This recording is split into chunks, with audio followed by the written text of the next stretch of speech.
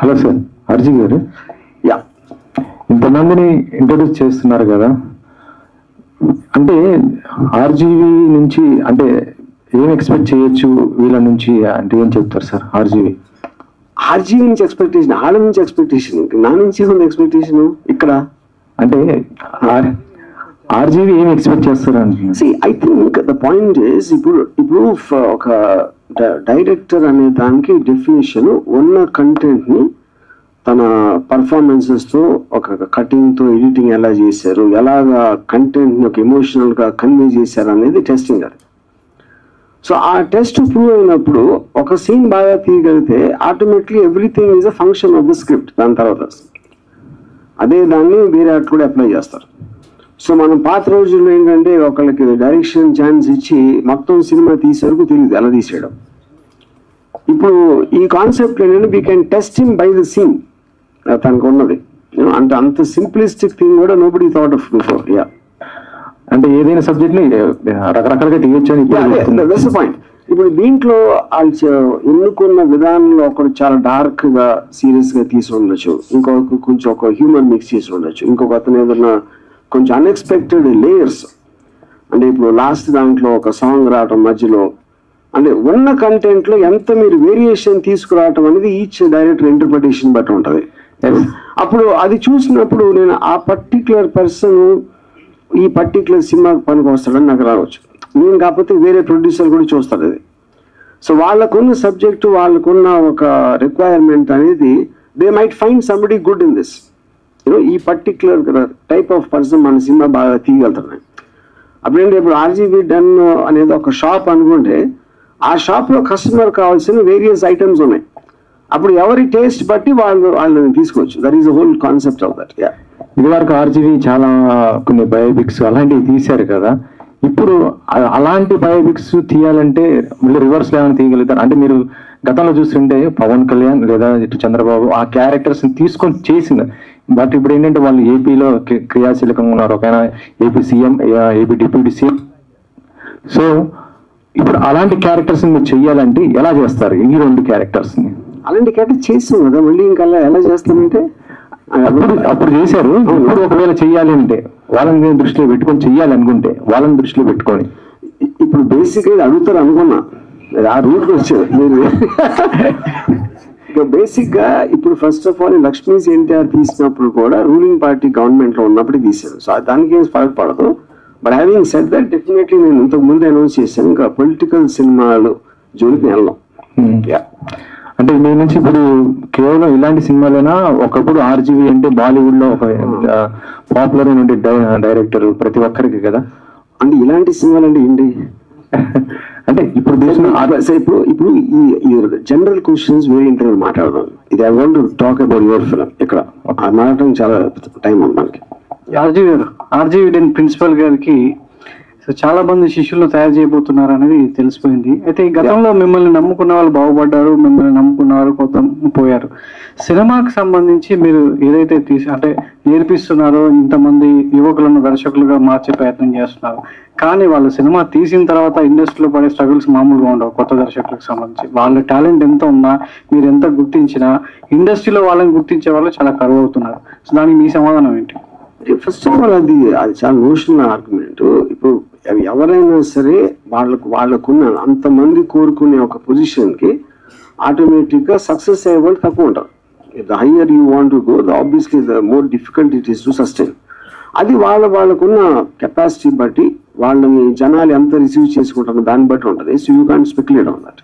మీరు director first direction shot పెట్టినప్పుడు so మీకు మీ మనస్థితి ఎలా ఉండేది? ఇప్పుడు వీళ్ళు అంతమందిని చూసిన తర్వాత సో వీళ్ళు ఏ టైప్ ఆఫ్ ఎట్లా ఉంటున్నారు, ఈ తరం దర్శకుల ఆలోచనలు ఏ విధంగా ఉన్నాయి? అప్పుడు ఎలా ఉండేది, ఇప్పుడు ఎలా మారుతూ వస్తుంది? ఫిల్మ్ అనేది ఎవెన్చువల్లీ ఎమోషనల్ ఆస్పెక్ట్. మీరు అంటే క్యారెక్టర్స్ అనేవాళ్ళు టైమ్లెస్. ఇప్పుడు గాడ్ ఫాదర్ లాంటి సినిమా మనం 50 years నుంచి చూస్తున్నా, అది పాతది ఎందుకు అనిపించదు? Because the characters look as real as ever. ఇంకా హ్యూమన్ బీయింగ్స్ ఎమోషన్స్ అనేది మారదు. మీ క్యాప్చర్ చేసే టెక్నాలజీ మారుతుంది, యూనో. కానీ ఆ బేసిక్ క్రియేటివ్ అనేది మనం గుర్తించగలిగినప్పుడు, ఇప్పుడు నేను ఒక నారేట్ చేసినప్పుడు Shiva obviously Annapurna studios production house కాబట్టి వాళ్ళు నాకు వసతులు కల్పించారు, ఎలా నా విజన్ని నేను తీసుకెళ్ళాలి ఏంటి అని అనేది యూనో. సో ఇప్పుడు కానీ నేను ఫస్ట్ వాళ్ళని ఇంప్రెస్ అయినప్పుడు నేను కూడా ఈ సీన్లో ఉన్నాను కదా, నేను ఆ సీన్ కూడా తీసి చూపెట్టలేదు, జస్ట్ నేరేషన్తో నేను ఇంప్రెస్ చేయగలిగాను. ఇప్పుడు మనకి టెక్నాలజీ అనేది ఇంత అడ్వాంటేజ్ ఇచ్చేసి ఈ సీన్ తీయటానికి ఖర్చు లేకుండా ఇప్పుడు దీంట్లో కొన్ని సెల్ ఫోన్తో తీసిన సినిమాలు ఉన్నాయి, కొన్ని మేబీ 5D లేకపోతే సోనీ ఎఫెక్ట్స్ అలాంటి వాటితో తీసి ఏ మాత్రం అంటే 5-6 యూనిట్లు ఉండే అలా తీసేది సినిమా. దాంతో మనకు ఈ ఆస్పెక్ట్స్ అనేది ఏది మనం ఇంప్రెస్ అయిందని తెలిసినప్పుడు అప్పుడు you can interact with that person and take it ahead. అది ఇప్పుడు ఒకళ్ళు ఇద్దరు ఒక కోఇన్సిడెంటల్ గా దొరకటానికి ఒక పద్ధతి ప్రకారం RGV డన్లో ఇంత టాలెంట్ అక్యుములేట్ అయి ఉన్నప్పుడు ఆటోమేటిక్గా మీకు ఇందాక నేను చెప్పిన షార్ప్ ఎగ్జాంపుల్ అది. అది సేమ్ థింగ్ మ్యూజిక్ డైరెక్టర్స్కి అవుతుంది, సినిమాటోగ్రాఫర్స్కి అవుతుంది, అందరికీ అవుతుంది. RGV అంత స్వార్థపరుడు ఎవరు లేరు, RGVనే చెప్పాడు ఆ విషయం. నాకు ఏ స్వార్థం ఉండి మీరు యువర్ ఫిలిం ద్వారా ఇంతమంది డైరెక్టర్ని ఇండస్ట్రీకి పరిచయం చేయాలనుకుంటున్నారు? ఒకటి, ఇందులో మీకు నచ్చిన అన్ని అంశాలు ఉన్నాయని చెప్పి 11 సెలెక్ట్ చేశానన్నారు. మిగతా అన్ని కూడా మీరు చెప్పిన ఆ లైన్ ప్రకారమే వచ్చాయా? దేశంలో ఎన్ని ప్రాంతాల నుంచి వచ్చాయి? Mostly we got from south India, అంటే గుడ్ పాయింట్స్. నార్త్ ఇండియా నుంచి వచ్చినాయి కానీ దే డిడ్ నాట్ పాస్ అది సెలెక్షన్, షార్ట్ లిస్టెడ్ దాంట్లోకి రాలేదు, mostly Hindi versions. But music directors I'm very happy, got lot of people, అది మేము షార్ట్గా పబ్లిష్ చేస్తాం. సినిమాటోగ్రాఫర్స్కి యాక్టర్స్కి నేను ఇచ్చిన టెస్ట్లోనే ఒక ఫ్లా ఉంది, సో అది కరెక్ట్ చేసి మళ్ళీ చేసాం. But I'm sure will get that. ఇందాక నేను చెప్పాను స్వార్థం ఏంటనేది చెప్పలేదా ప్రశ్నకు సమాధానం? ఇప్పుడు నేను వీళ్ళకి బ్రేక్ ఇవ్వడానికి నా ఉద్దేశం లేదు, వాళ్ళ టాలెంట్ ని RGV డన్లో వాడుకోవడానికి నేను రవి గారు పనిన కొట్ట. ఇది అది కరెక్టేనా? అంతేనా? మళ్ళీ మీరు మారిపోయారేమో, మీరు స్వార్థంలోంచి మారిపోయారు, మీరు ఇప్పుడు మంచి వాళ్ళు అయ్యారు, రాముడు మంచి వాళ్ళు అలా ఏం లేదు కదా. అది సమస్య లేదు, ఆ ప్రమాదం లేకపోతే ప్రాబ్లం లేదు. ఇప్పుడు నా పాయింట్ ఏంటంటే నేను వాళ్ళని వాడుకుంటాం, వాళ్ళు మమ్మల్ని వాడుకోవాలి. So this is a business deal, ఎందుకని వాళ్ళని ఉద్ధరించడానికి నాకు ఏమాత్రం ఉద్దేశం లేదు. Hi sir, this is Ankita. So RGV గారు అంటే ఆయన మూవీస్ లో చూస్తే లవ్ ఉంటుంది, romance and violence. So why did you choose in this film only violence? మీరు రక్త చరిత్ర చూడలేదా? సత్య చూడలేదు. అది బేసిక్, అది పాయింట్ అది కాదు. ఇది this is not a film, this is just one scene. ఆ సీన్ లో ఒక గివెన్ కంటెంట్, రేపు పొద్దున్న నేను నాకు లవ్ సీన్ కూడా ఇవ్వచ్చు ఒక టెస్ట్ కింద. ఇక రైట్ నో ఈ పర్టికులర్ థింగ్ అనేది ఇది డిసైడ్ చేసుకున్నాం. సో ఇప్పుడు చూస్తే 11 డైరెక్టర్స్ ఉన్నారు, వాళ్ళలో మీ పర్సనల్ గా 2 డైరెక్టర్స్ నచ్చారు అని చెప్పారు. 2 డైరెక్టర్స్ నచ్చడం క్వశ్చన్ కాదు, నేను అనుకునే ఒక కథకు వాళ్ళ టెంపర్మెంట్ సూట్ అవుతుంది అనిపించింది నా ఆల్రెడీ ఎగ్జిస్టింగ్ స్టోరీస్ లో. ఓకే, అంటే ఏ స్పెషలైజేషన్ నచ్చింది మీకు పర్టికులర్ ఆ డైరెక్టర్స్ లో? అంటే కథ చెప్పలేండి, నేను మా దగ్గర ఆల్రెడీ ఎగ్జిస్టింగ్ స్క్రిప్ట్స్ ఉంటాయి కదా, నేను ప్రొడ్యూస్ చేయాలనుకుంటున్నాయి, దానికి ఈ పర్టికులర్ డైరెక్టర్స్ లో వాళ్ళ టెంపర్మెంట్ సూట్ అవుతుంది అనిపించింది, వాళ్ళు తీసిన విధానం, ఆ సీను అది. సో ఈ మూవీతో ఏం చెప్పాలనుకుంటున్నారు? ఈ మూవీ కాదు, ఇది సీన్. ఈ సీన్ తో, ఈ కాన్సెప్ట్ తో ఏం చెప్పాలనుకుంటున్నాను? థ్యాంక్స్. రామాయణం చెప్పాలనుకుంటున్నాను. RGV గారు నమస్తే అండి. హాయ్. ఇంతకు ముందు RGV స్కూల్ అని చాలా మంది డైరెక్టర్లు ఇంట్రొడ్యూస్ చేశారు, లైక్ పూరి జగన్నాథ్, శివనాగేశ్వరరావు, ఇటువంటి వాళ్ళందరికీ ఉన్న కృతజ్ఞత ఇప్పుడు మీరు ఇంట్రొడ్యూస్ చేసే ఈ కొత్త డైరెక్టర్లకు ఉంటుందని అనుకుంటున్నారా? ఎవ్వరికి ఉండదు, కొత్త చిన్నత ఉన్నోళ్ళు ఎదవలు ఉంటారు. ఇప్పుడు పాయింట్, మనలో ఎవ్వరం కూడా మన కోసం పుట్టాం, మనం ఏం చేయాలి, మనకేం కావాలని దానికి వచ్చామా. అప్పుడు మీరు మెట్టులాగా వాడుకోవాలి, కానీ ఇప్పుడు నేను ఒక ఆప్షన్ అనుకోండి, వాళ్ళ దృష్టిలో వాళ్ళు ఇంకా వేరే ఆప్షన్ ఉండొచ్చు కదా, నాకు తెలియదు. అది ఇప్పుడు నేను ఇప్పుడు వెళ్ళి డైరెక్షన్ ఛాన్స్ కావాలంటే నాకున్న ఆప్షన్స్ నేను చూసుకుంటాను, అలాగే వాళ్ళు చూసుకున్నారు. ఎప్పుడైతే నా అవసరం తీరిపోయిందో వాళ్ళు వెళ్ళిపోతారు. I'm very happy for that. నేను కూడా అలాంటి వాడే, నేను వాళ్ళకి బ్రేక్ ఇచ్చాను, వాళ్ళకి దారి చూపించాను నేను అను. కూడా చాలా సందర్భంగా చెప్పాను. వాళ్ళు రేపు పొద్దున్న ఇప్పుడు అంటే కొత్త వాళ్ళు కాబట్టి కొంచెం చెప్పినట్టు వింటారని కాదు, నేను చెప్పినట్టు వినేవాళ్ళు నాకు చూద్దు అసలు వాళ్ళకున్న ఇంటర్ప్రిటేషన్. ఎప్పుడైతే అది అంటే ఇప్పుడు రేపు పొద్దున్న ఫస్ట్ సినిమాకి నేను ఏదో కొంచెం నా ఎక్స్పీరియన్స్ తోటి ఏదో చెప్పొచ్చు, వాట్ ఎవర్ సంథింగ్. రేపు పొద్దున్న సక్సెస్ఫుల్ అయ్యాను అనుకోండి, నువ్వే పోవాలంటే అయిపోయింది, నో ప్రాబ్లం. అండ్ అలాగే ఉండాలి. That's the point. బికాజ్ మీరు ఇందాక చెప్పాను కదా, మమ్మల్ని వాళ్ళు వాడుకోవాలి, వాళ్ళని మేము వాడుకుంటాం. ఇందులో ఇంకా ప్రేమ, అనుబంధం, మెంటార్, ప్రాటజీ ఏమీ లేదు.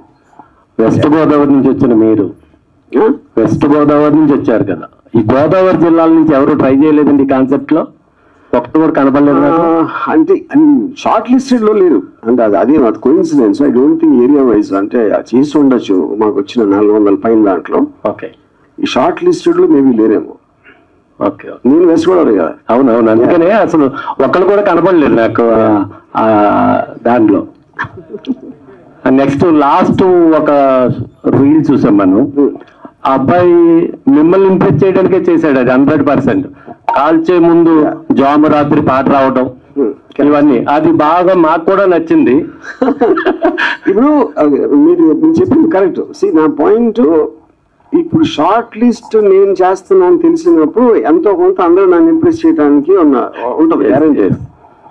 సో ఇప్పుడు మీరు అదొక్కటే నోటీస్ చేశారు అంటే అప్పుడు డెఫినెట్ గా నన్ను ఇంప్రెస్ చేయడంలో పాస్ అయిపోయినట్టు కదా. 100%. అది చాలు, ఇంకా డైరెక్షన్ పక్కన పెట్టచ్చు. Thank you sir, thank you. RGV sir, so యువ ఫిలిం కాన్సెప్ట్ అనేది చాలా అద్భుతమైన కాన్సెప్ట్ తీసుకొచ్చారు. యంగ్ డైరెక్టర్స్ ని కూడా ఇంట్రొడ్యూస్ చేస్తున్నారు. సో ఈ 11 మెంబర్స్ లో అంటే అందరూ మీకు బాగా నచ్చారు, అందులో ఒక పర్సన్ అయితే అవుతారు ఆర్జీవి కంపెనీ నుంచి ప్రొడక్షన్ కి ప్రొవైడ్ చేస్తారని చెప్పారు కదా. సో అంటే ఆర్జీవి మూవీ అంటే చాలా మందికి ఎలా ఉంటుందంటే యూట్యూబ్ పరంగా మిలియన్ ఆఫ్ వ్యూస్ ఉంటాయి కానీ థియేటర్స్ పరంగా చాలా తక్కువ రెవెన్యూ అలాగా ఉంటుందంటారు. సో వీళ్ళు కనుక మూవీ తీస్తే సో అది ఎలా ఉంటుంది అంటే థియేటర్ పరంగా వెళ్తారా లేదా ఓటీటీ పరంగా వెళ్తారా? ఇప్పుడు బేసిక్ గా ఇది ఇప్పుడు నేను తీయట్లేదు సినిమా, వేరే వాళ్ళు చేస్తున్నారు. సో దానికి క్వశ్చన్ ఇర్రెలెవెంట్ థింగ్.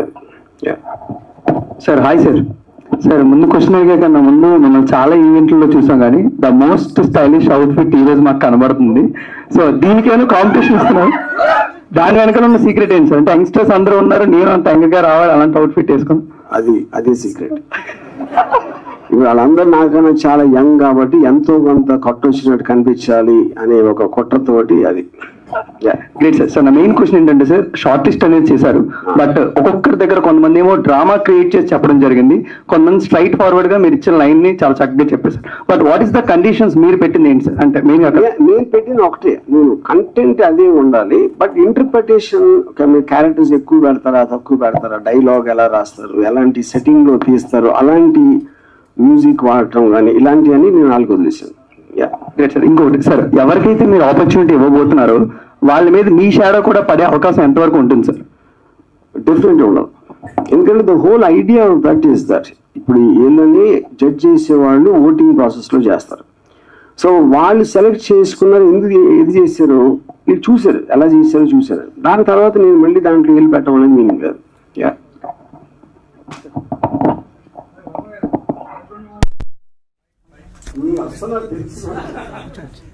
అది కేవలం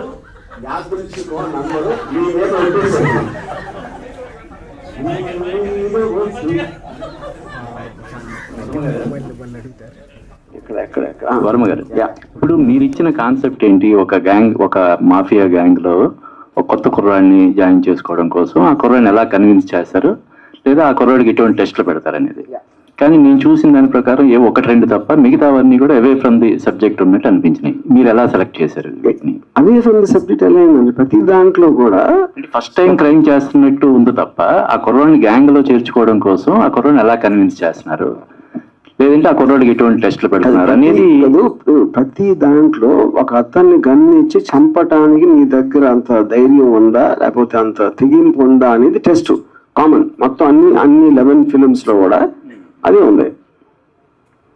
మరి ఇంకా మీరేమనుకున్నారు అంటే మీరు చెప్పిన దాని ప్రకారం గ్యాంగ్ లోకి ఒక కొత్త కుర్రాడిని జాయిన్ చేసుకోవడం కోసం అతను ఎలా కన్విన్స్ చేస్తారు, ఎలా మోటివేట్ చేస్తారు, లేదా ఎటువంటి టెస్ట్ పెడతారు? టెస్ట్ పెట్టడం అనేది ఫస్ట్ టైం క్రైమ్ చేస్తున్నట్టు, ఫస్ట్ టైం క్రైమ్ చేయడానికి ఆ హెజిటేషన్ అది ఉంది తప్ప ఆ కుర్రాడి ధైర్యాన్ని కానీ లేకపోతే మోటివేట్ చేయడం కానీ ఉన్నట్టు అనిపించలేదు నాకు. ఇది ఒక్క ఆస్పెక్ట్ లో ఉన్న ఒక్క సీన్, ఇది సినిమా కాదు కదా. సో ఆబ్వియస్లీ మీరు చెప్పేది లాంగ్ టర్మ్ లో ఒక సీన్ లో అవుతుందని కదా. ఈ టెస్ట్ అనేది కేవలం ఒక పేజ్ లో ఉన్న గివెన్ కంటెంట్ ని సినిమాటిక్ గా ఎలా తీయగలుగుతారు అనేది పాయింట్ అక్కడ. ఆర్జీవి గారు, సార్ ఆర్జీవి గారు ఇప్పుడు మీ మూవీస్ చూసినప్పుడు ఆడియన్స్ కి చాలా రకాలుగా ఇష్టపడతారు మీ మూవీస్ ని. అంటే ఒక్కొక్కరికి ఒక టైప్ రీజన్ ఉంటుంది. సో డైరెక్టర్ గా మోస్ట్ ఎంగేజింగ్ క్రాఫ్టింగ్ ఫిల్మ్స్ మీరు చేస్తారు. సో ఈ క్రాఫ్ట్ ఫిల్మ్ చేసినప్పుడు ఆమె షార్ట్ టెస్ట్ ఫిల్మ్ చేసినప్పుడు వాళ్ళకి పారామీటర్స్ ఏమి ఇచ్చారు? పారామీటర్స్ అంటే ఇన్ని షార్ట్ టైమ్ లో చేయాలని చెప్పి. So time is not the point. నేను ఇందాక చెప్పినట్టు ఇప్పుడు ఒక పేపర్ మీద ఉన్న సీన్ ని సినిమాటిక్ మీడియం యూజ్ చేసి దాన్ని ఎలా మీరు పిక్చరైజ్ చేస్తారు, అదొకటే. టైం అనేది ఎప్పటికి సబ్మిట్ చేయాలని చెప్పాను. వాళ్ళు టెస్ట్ చేసుకుని వాళ్ళకున్న వేరే వేరే problems, that doesn't make it difference. ఎందుకంటే వాళ్ళ రిసోర్సెస్ లేకుండా చేసినప్పుడు ఫిల్మ్ ఇండస్ట్రీ లాగా చాలా టైం తీసుకుని చేసే స్కోప్ కూడా ఉండదు ఎవరికి. కానీ మీ చాలా మూవీస్ మీ సర్కార్ కానీ శివ కానీ అది ఇన్ఫ్లుయెన్స్ కనిపించింది ఈ షార్ట్ ఫిల్మ్స్ లో, ఐ మీన్ ఈ టెస్ట్ మూవీస్ లో. సో మీరు వాళ్ళు ఇన్ఫ్లుయెన్స్ చేసినట్టు అనిపించిందా మీరు చూసినప్పుడు? I mean everybody gets influence. ఇప్పుడు నేను గాడ్ ఫాదర్ అవన్నీ చూసి అంతకుముందు చేసినప్పుడు ఎవ్రీబడి గెట్స్ ఇన్ఫ్లుయెన్స్. ఇంకోటి ఏంటంటే ఇప్పుడు గివెన్ కంటెంట్ అనే కంటెంట్ కూడా ఆ దాంట్లో ఉంది. ఇది క్రిమినల్ గ్యాంగ్ టెస్ట్ చేయడం అనేది. సో ఆటోమేటిక్గా మీకు ఎంతో కొంత ఆ కలర్ కనిపిస్తుంది, ఆ షేడ్స్. సార్ ఏమనుకోకపోతే ఒక క్వశ్చన్ అడుగుతున్నాను. చాలా మంది మిమ్మల్ని ఆర్జీవి పరాన్నజీవి అంటారు. ఇంతమంది మీద ఆధారపడి అంటే సినిమాలు తీస్తూ మీ పేరు చెడగొట్టుకుని విమర్శలు ఎదుర్కొంటూ ఒకరి మీద ఆధారపడుతూనే సినిమాలు తీస్తూ మీ ఉనికిని చాటుకుంటూనే ఉన్నారు. ఇప్పుడు కూడా ఇంతమంది టాలెంట్ గుర్తిస్తున్నప్పటికీ మీరు వీళ్ళ మీద ఆధారపడుతున్నారు అనేది ఒక విషయం అర్థం అవుతుంది. సో దాంతో ఆ మాట అనేది వాస్తవం అనుకోవచ్చా? ఆర్జీవి పరాన్నజీవి అంటారు అనేది. నేను నా లైఫ్ లో అన్ని వేరే మీద ఆధారపడి చేశాను. ఏం చేసినా కూడా చిన్నప్పుడు పేరెంట్స్, తర్వాత ఇండస్ట్రీ, తర్వాత ఏదో వాడు. ఏంటి మీకు ఒపేంటి దాంట్లో? ఒపేన్ లేదు అంటే అంటారు, అది వాస్తవం చేస్తున్నారా అని కదా నేను ఎప్పుడు చెప్పాను. ఇంట్రెస్ట్ కూడా చాలాసార్లు చెప్పాను అది. ఓకే సార్, అంటే ఆర్జీవి పొలిటికల్ సినిమాలు తీయనే ఉన్నారు కదా, కాకపోతే సోషల్ మీడియాలో ఎప్పుడు బాగా యాక్టివ్గా ఉంటారు, పొలిటికల్ గా కామెంట్ చేస్తూనే ఉంటారు కదా. ఇప్పటి నుంచి ఎలా ఉండబోతున్నారు ఆర్జీవి? గతంలో అంటే మీరు ఇందాక నేను చెప్పి అడిగాను, అంటే పవన్ కళ్యాణ్ కానీ మిగతా వాళ్ళని చేస్తూ ట్వీట్ చేస్తూ మీ స్టైల్లో పెడుతుంటారు, అది రెండు రకాలుగా తీసుకుంటుంటారు కదా. ఇప్పుడు ఎలా ఉంటారు? ఇప్పుడు నుంచి దేవుడి మీద సినిమా దిగిపోతాను. పాలిటీషియన్స్ వదిలేసి దేవుడి మీద సినిమా దిగిపోతున్నా. దేవుడి మీద? ఏ దేవుడు సార్? ఇది మీరు నమ్మారు అంటే మీరు దెయ్యం.